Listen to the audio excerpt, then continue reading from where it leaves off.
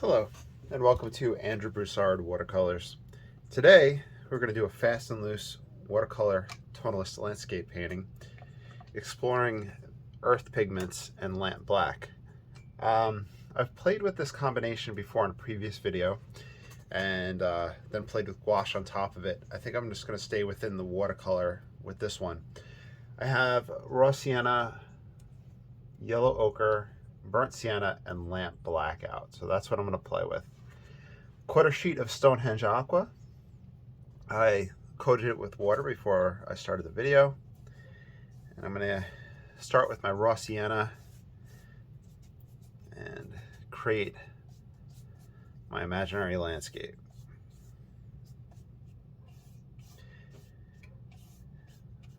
A lot of the times whenever I start these, I don't have a particular image or landscape in mind, and I just let it kind of create itself as I go along. This is similar to the approach, well, it's inspired by the approach of the oil painting tonalist masters. There's Dennis Sheehan and Stuart Davies that are out, and they do fast and loose oil paintings. And this is carrying that idea over to watercolor.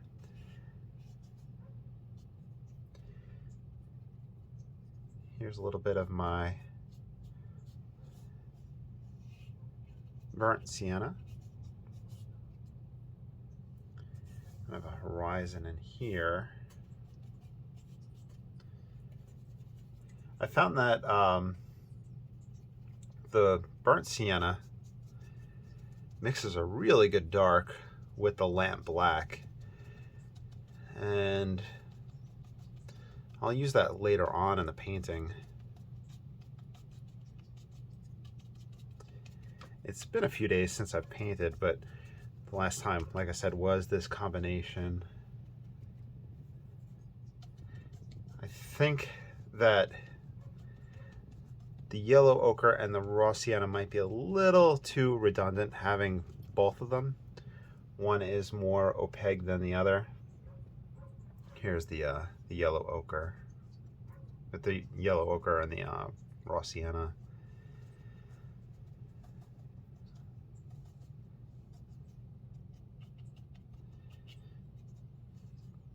But I do a lot of these to explore just tonal values, palette application, but it's constantly just a learning and experimenting process.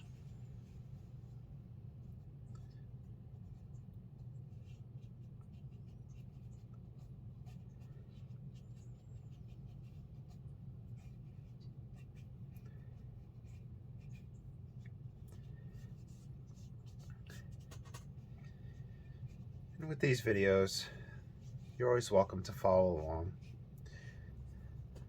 You're always welcome to sign your own name, and you have my express permission to sell anything you do when you follow along. Throw some lamp black. Okay, so the lamp black, as with any dark with watercolor, especially wet and wet, it's going to dry really light and soft. There's going to be a huge tonal shift. I mentioned that every single video. I think that's just really one of the key important features, something to pay attention to with watercolor in and of itself.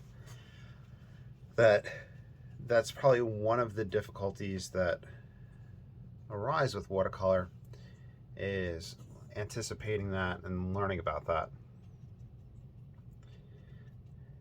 But the whole learning process, if you kind of just let loose and have fun with it and let things happen,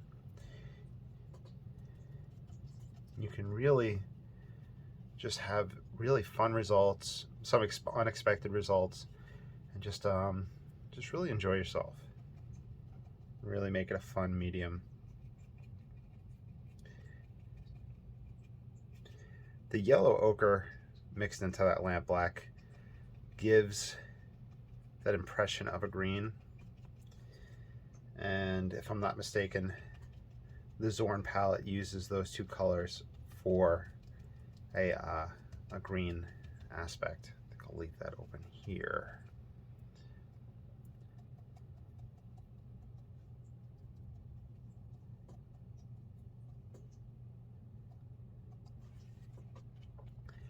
I use one of the shop rag paper towels, and I feed some of this color into the sky, and I'll let it soften, and I'll use that for tree elements.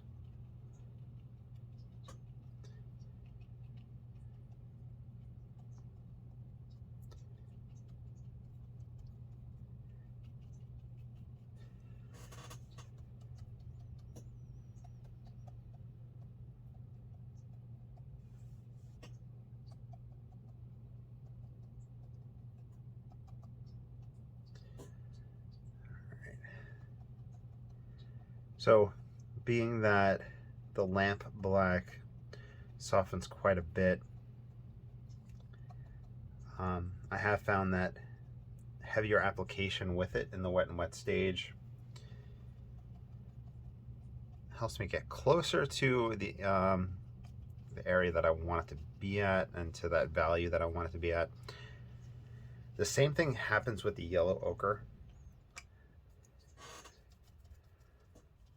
With raw sienna, I find that when it dries, it kind of dries a little bit cooler in value, the temperature.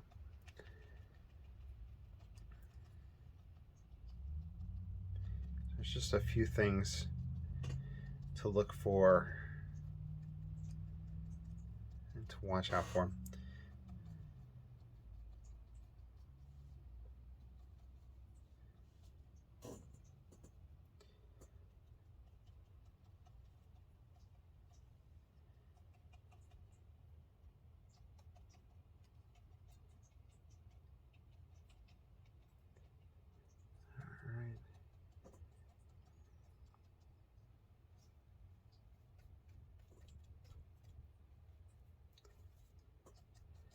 See how much this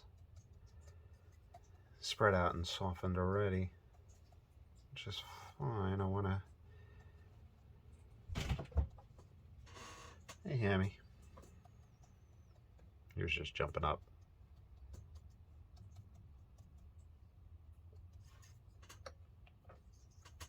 Okay. Being that we're in the extreme wet and wet, let's play around with some vertical tree trunk elements more in this background. So this is a silver black velvet #1. With this wet and wet and the light tone, it'll dry even lighter, but it helps create a sense of depth. I've seen this in Stephen Cronin painting videos.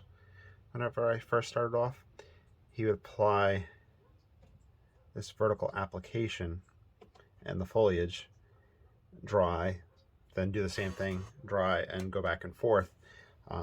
He's got tons of videos, tons of free videos up on YouTube, so check him out. He uses the Hake brush, and a big inspiration whenever I was getting started.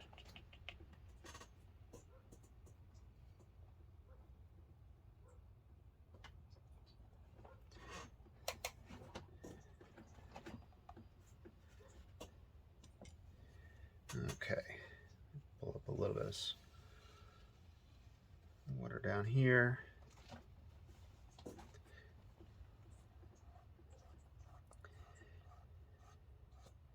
Just using a cut card to spread things around. I do have some tools that were made by Mr. Mark.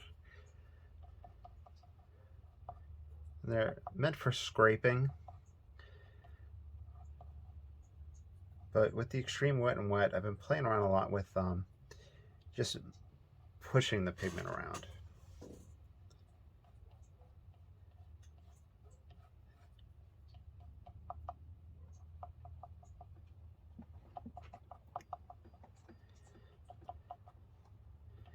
Now, I haven't live streamed in quite some time. I think I need to get around to doing that again soon.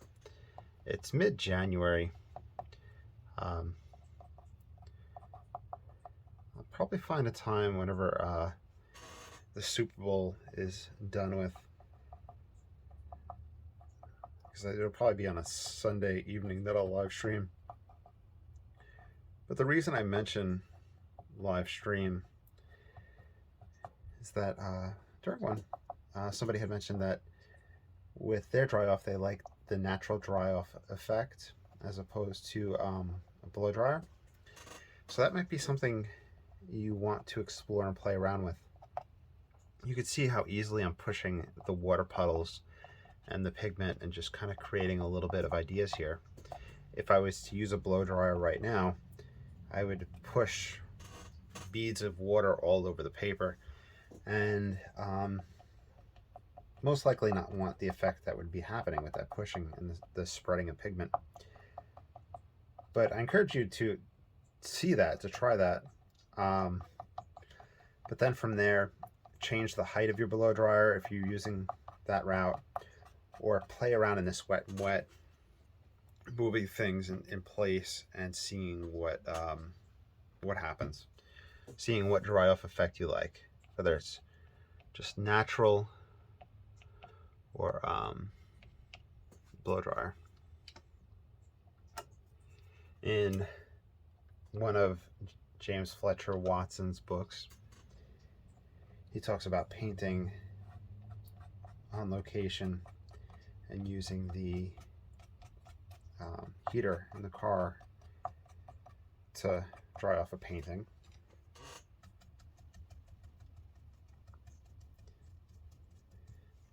In books about Wesson,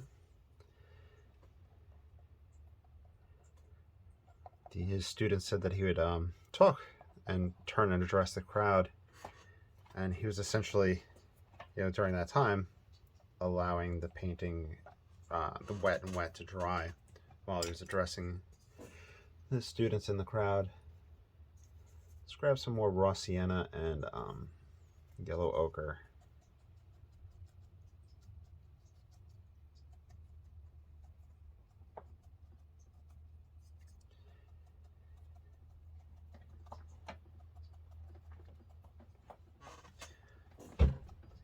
I don't want to paint exactly over what's there, like dead on top of it. Just trying to accent certain aspects of it, creating just some illusion of depth, and getting pretty symmetrical right down the center here, so it'll come up a little bit higher over and out.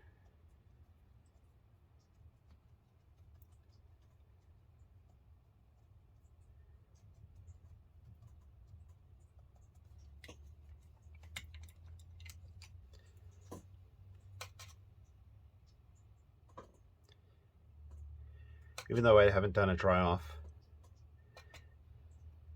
you can come back in with more pigment,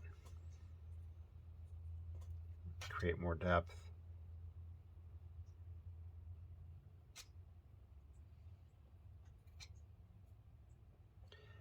Just trying not to pass exactly over pre-existing brush marks.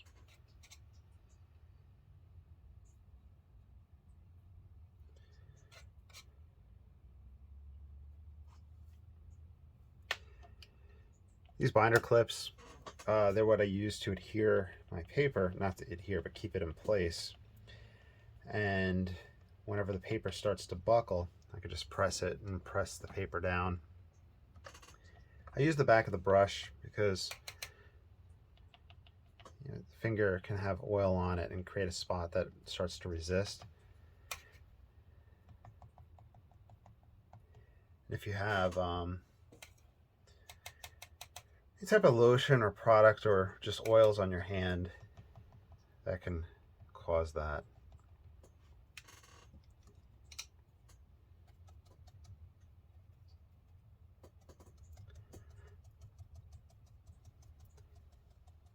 I mentioned earlier the drying shift, the tonal shift that happens with the yellow ochre and the lamp black. And the two ways so far that I've found personally just through these experiments to mitigate that is to apply heavier application and also to sit longer in the wet and wet phase. Just push to the point where it's dry enough to scrape back to white, and that results in just less of a drying shift for me. I'm sure there's a lot of other approaches and ideas that you can be utilized. This is just what I've experienced so far, these experiments. If you have any ideas or anything you want to share, let us know down below in the comments.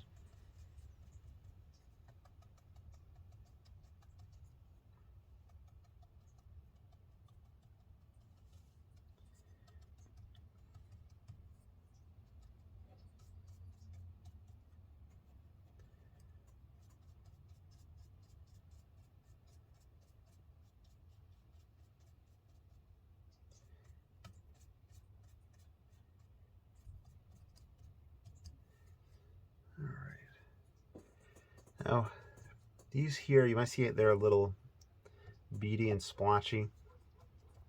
That, for me, dries beady and splotchy, so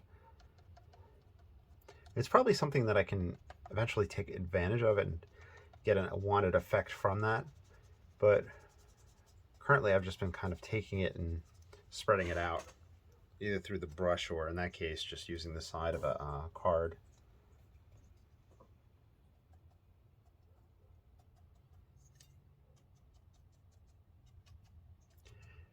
If you stay in the wet and wet phase, add just more and more pigment to prevent back runs and cauliflower effects. If you want cauliflower effects, add more water to your mixture and to your application.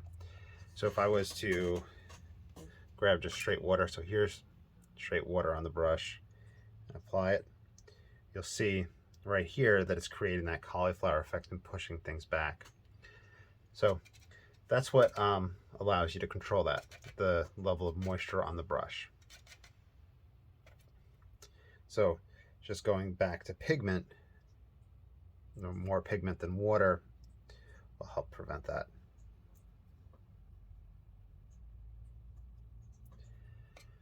But this effect can be used for different purposes.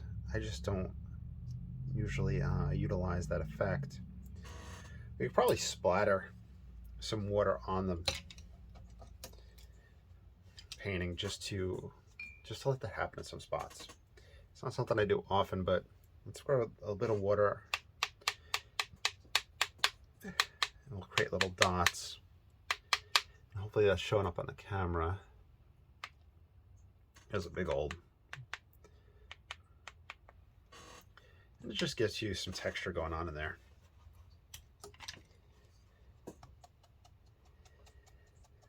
There was a,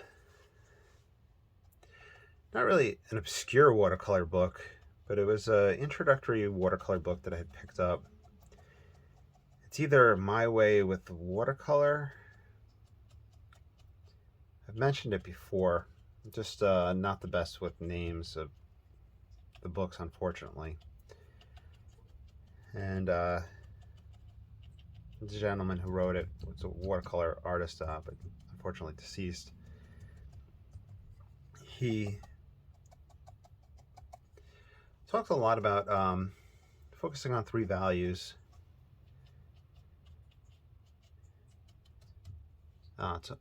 Tonal values. And I think Joe Menza got the book as well after I talked to him about it. Anyway, three values kind of just reflects a lot of Carlson's Guide to Landscape Painting, but a lot of the introduction of the book was different textured techniques that you can utilize within painting, as well as composition exploration based off of tonal values. I do have a book review playlist.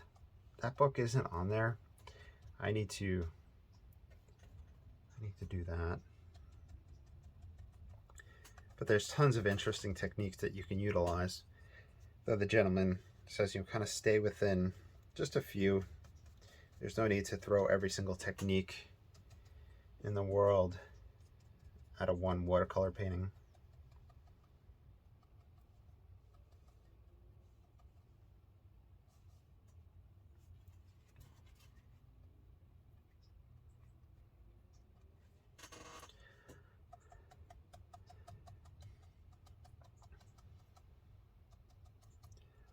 On Patreon, I've been releasing a series of videos exploring extreme foreground foliage.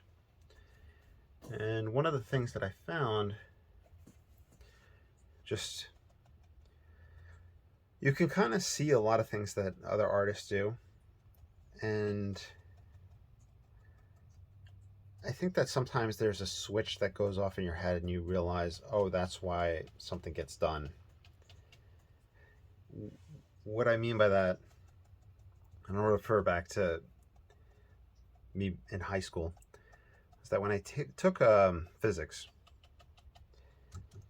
that it took me a few weeks. I remember looking at some problems in the textbook and thinking to myself, oh, I'm supposed to use these formulas that are given in order to solve this word problem with velocity. It was kind of just a switch went off and that connection was made, which is just, it sounds weird, but I think that happens a lot with different things, just learning. And where was I going with this? Was that you can probably see painters using different effects, but unless you kind of experiment it for yourself and see and try things out, then you might be able to see more of how those things work and how that effect helps you. For example, I was mentioning the extreme foreground. Here I have a line taking place that I don't think I would like overall at the end of the painting. I'm not quite sure. But if I was to bring in a foreground element here to break that line, that would be a technique that would work. That's something I've been exploring. I think I didn't invent that, obviously, but other painters do it, and then you kind of just have that bell that goes off in your head. Oh, I can do that.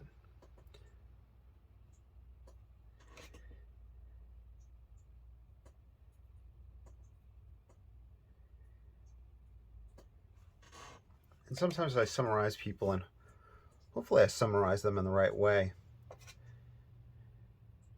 And a professor in college,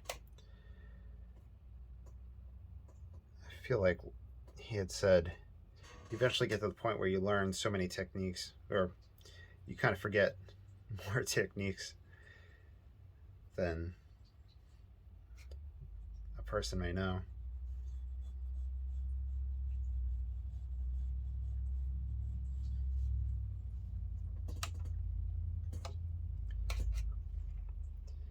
If I recall correctly, that was one of the interesting things about Cézanne's still lifes. If you look at the table lines behind, they're broken by the shapes, by the oranges, apples, and they even don't connect completely. Like a line back here might be jutted down. All right, I have the number 4 rigger. This is just for more water, more pigment, thicker lines. It's just essentially like a convenience color for me. You know, some palettes, some people might like sap green on their palette. Other people might say you don't need green, you should mix your green. And you'll find what works for you. If you don't like the hake brush, you might find a flat that works for you, a mop brush that works.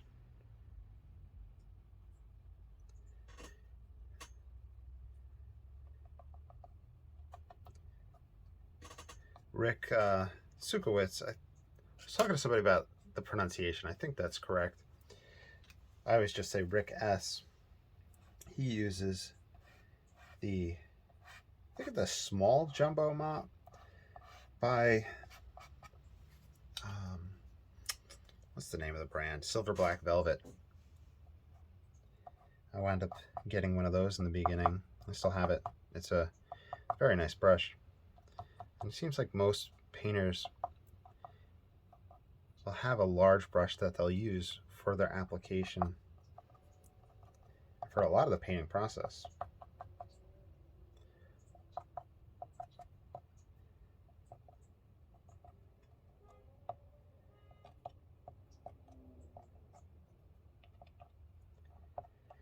Add a little texture, getting little ideas going.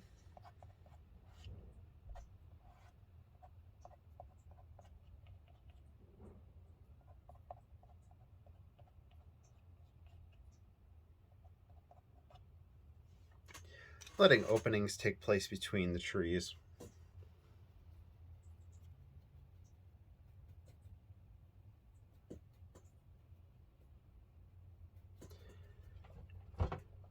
Burnt sienna, just a heavier application.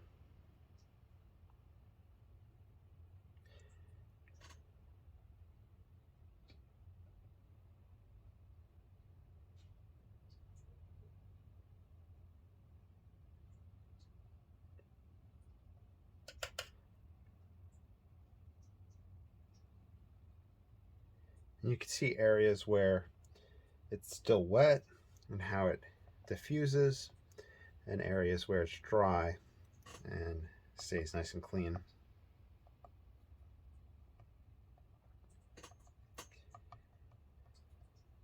And having a variety of effects like that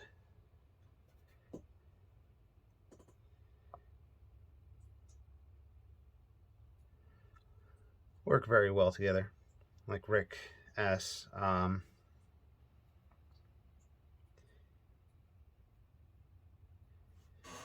Watching him in his videos whenever I first started, where he would take the burnt sienna and the ultramarine and just go back and forth, creating his dark, warming it, cooling it, just going back and forth with that mix.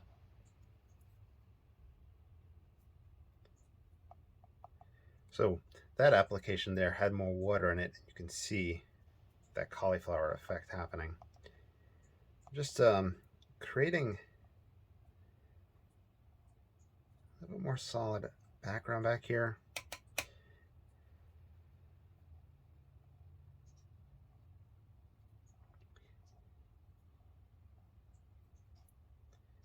Just something I want to put in to get a little bit of continuity.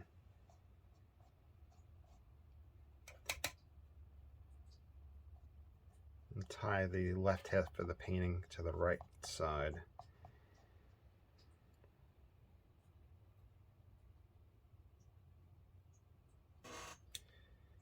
A little dry, softer.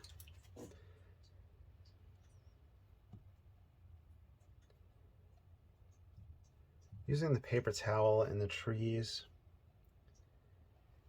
you can see variations of texture taking place, getting the light values.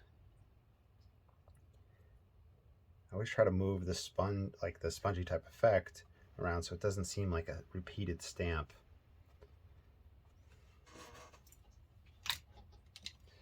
Hey, Ham.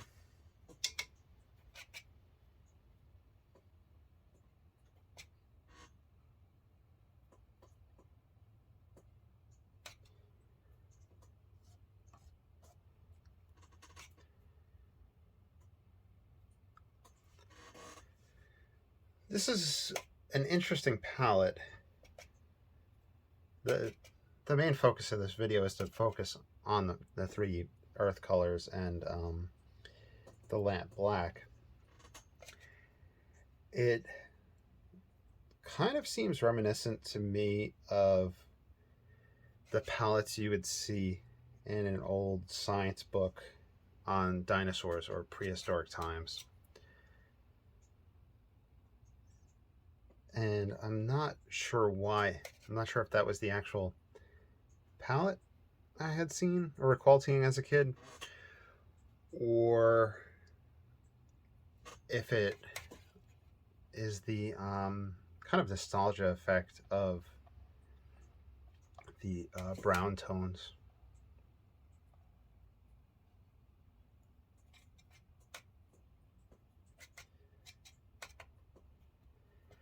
Now, my mother likes to watch these videos. She's super supportive, so thank you, Mom. And she will remember that when I was little, they had a subscription for me where I think it was dinosaurs, and it was a kind of soft bound book that would come, and we would put it in a binder. I don't know if there was a specific binder that had come with them, and we would put it in that, but she'll know what I was talking about.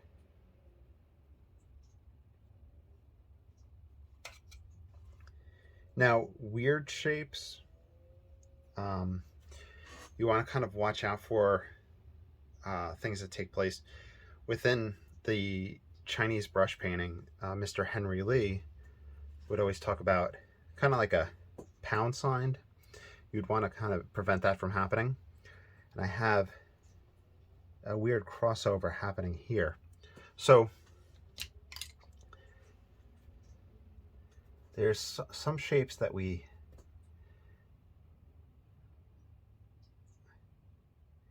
throw us off.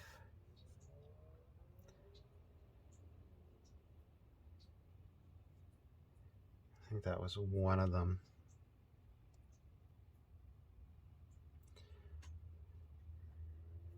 That would be a mark that you would watch out for in the orchid paintings. And what else was it? Orchid, cherry blossom. I think those are the two places where you could inadvertently make that kind of crossover lap. You'd want to avoid there.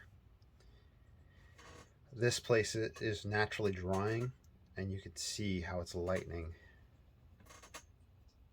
Sometimes just painting all the way through and letting it just dry as you go is a lot of fun. A lot of people ask me, how does my paper stay wet for so long? I mentioned kind of the temperature in the house. It's probably 65 degrees in here. I'm down in Louisiana where it's more humid. That probably plays a part in it. And I bet paper plays a part as well. Some people will paint on top of plexiglass. In fact, Mr. Mark that I mentioned earlier, who had given me the handmade scraping tools, had suggested painting on paper plexiglass. If you have a non-porous surface, you can wet the back of the paper and wet it down as well. I think that helps with stretching and probably prolonging the drying process. But you could also mix on the square as well. He gave me a dark mix that he had made himself. I need to play around with that. He had given me some liquid charcoal, a little bit of it. I played around with that in a video, and that was a lot of fun. I wound up buying some of the what's the name of the brand? Is it Nitrum? And gave the rest of those the liquid charcoal vials to a painter friend, You can see how it's dry here. I didn't even add anything to the brush. I just picked it up and just started going with what was on it. I can create that foliage there.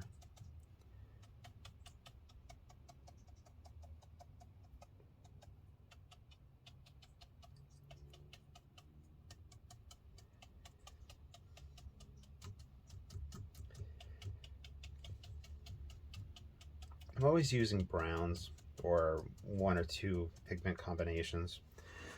And I started this series kind of like the no blue. It's kind of a just a little joke, a little experiment, especially since I'm always using so much brown. But it's interesting to see the diverse effect that we can get beyond the monochromatic feel, where we can almost get a complete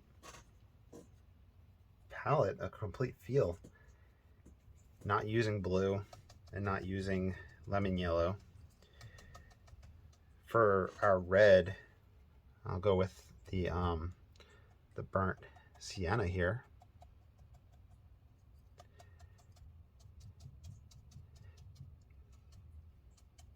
You can get a whole feeling, a whole vibe with this palette.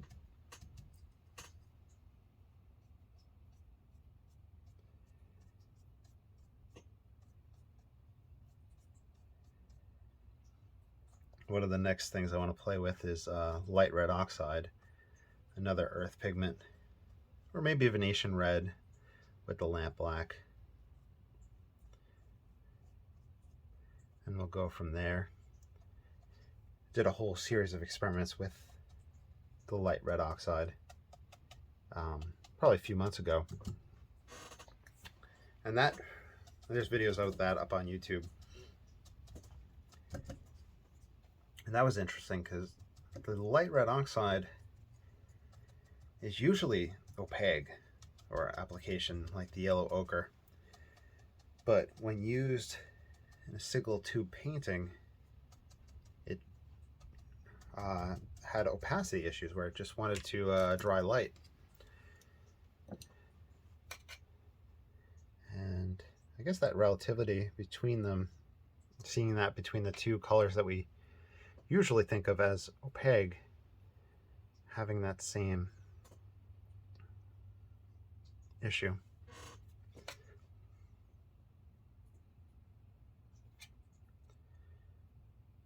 So that's something for me to ponder on and think about why that might be happening.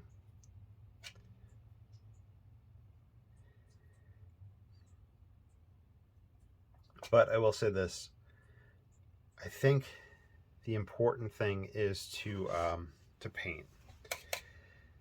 Where I mentioned handprint.com a lot, where whoever the author is, goes into immense detail on a lot of different subjects, pigment, watercolor wise, palettes, application, etc. Just so much information. Jane Blundell, so much information on her website. She has fantastic color analyses, watercolor triads, suggestions, so much great information.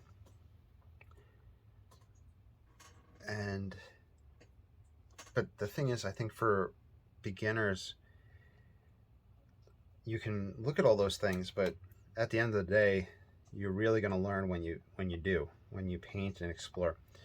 You're going to go through tons of paper. You're going to wind up buying things that you don't like. Everybody's going to suggest a limited palette of exploration and not to go crazy buying different paints. You're probably going to wind up doing that anyway.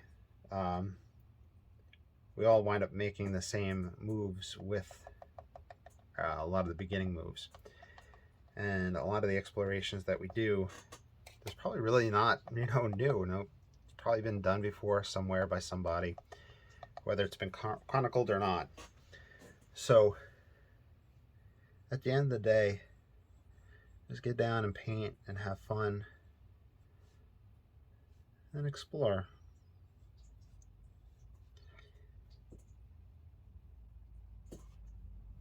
So we went this whole thing with really no drawing. We are going to have a slight shift.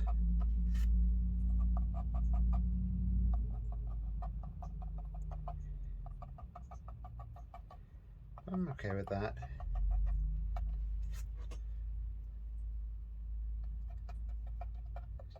The camera might make it a little darker than it is.